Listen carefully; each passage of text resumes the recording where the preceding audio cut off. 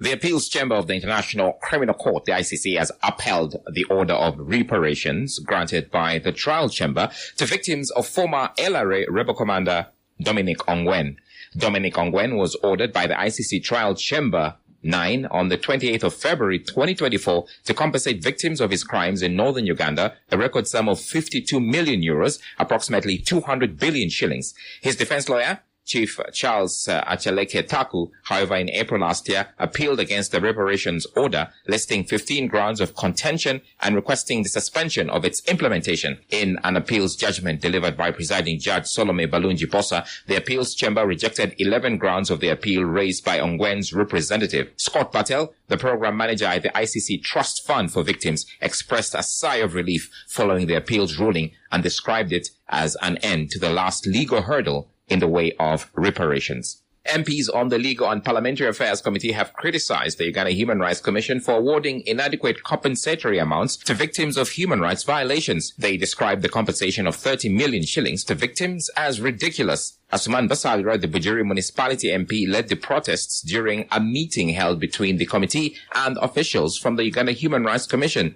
Basalira's comments came in response to a presentation by Maria Mwangadia, the chairperson of the Uganda Human Rights Commission. Why these days your commission, particularly your commission, is making bigger awards to victims of human rights violations? Bigger awards. Because by this simple calculation means these 16 on average, each received 30 million on average. But you are talking about 30 million, and what are the human rights violations? In your own document, you are talking about torture. So somebody is tortured, comes before a tribunal, and is awarded 30 million. On torture, somebody is you even talk about denial of right to life in your own document, and you're holding 30 million. Aren't you condoning human rights violations by these megawatts? Rescuers were by last evening still searching for 7 people who went missing following a boat accident on Lake Victoria on Sunday night.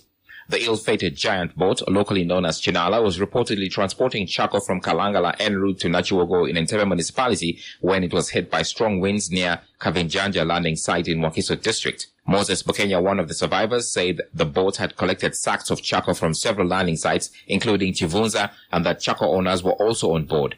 There were 12 people on board. According to Bukenya, the boat encountered strong waves around 3 a.m. The coxswain instructed passengers to drop the anchor. In panic, they began throwing charcoal bags into the lake, all on one side of the vessel, causing it to capsize and toss everyone into the water. Bukenya was one of 5 people who were rescued, with 7 presumed dead. He says none of the occupants was wearing a life jacket at the time of the incident. Counter-terrorism security operatives in the country are shifting their strategy, advocating for softer approaches to combat terrorism and violent extremism. This signifies a shift away from traditional security measures. According to David Waswa-Sengendo, the director of counter-terrorism in the Uganda Police Force, this softer approach involves building relationships with local communities, understanding their concerns, receiving feedback, and empowering them to prevent the spread of extremist ideologies. Waswa acknowledges that traditional security measures are no longer enough and a more nuanced understanding of the complexities of terrorism is required. He said terrorism is a complex issue with no one-size-fits-all definition, and its causes are multifaceted. We are going to, through Ongera, to educate our people on, violent extremism. What are the recruitment methods? What are the tactics those people have been using? Who are they, by the way? How can we identify them? What is our roles as the community? What is the role of our teachers, for example, religious leaders, LOCs, parents? Parenting, is one of the areas that we have neglected and have had a connection into these, So, but all that goes with educating our people, but also economically to empower our people. A section of Kampala taxi drivers is demanding the resignation of the leadership of the Uganda Federation of Taxi Operators, UTOF, accusing its top officials of illegally extending their term in office. UTOF was established in 2021 following a directive from the Ministry of Works and Transport that ordered the merger of multiple taxi operator factions, including KOTSA, UTRADA, UTODA, and Intertax, to streamline taxi operations under a single umbrella.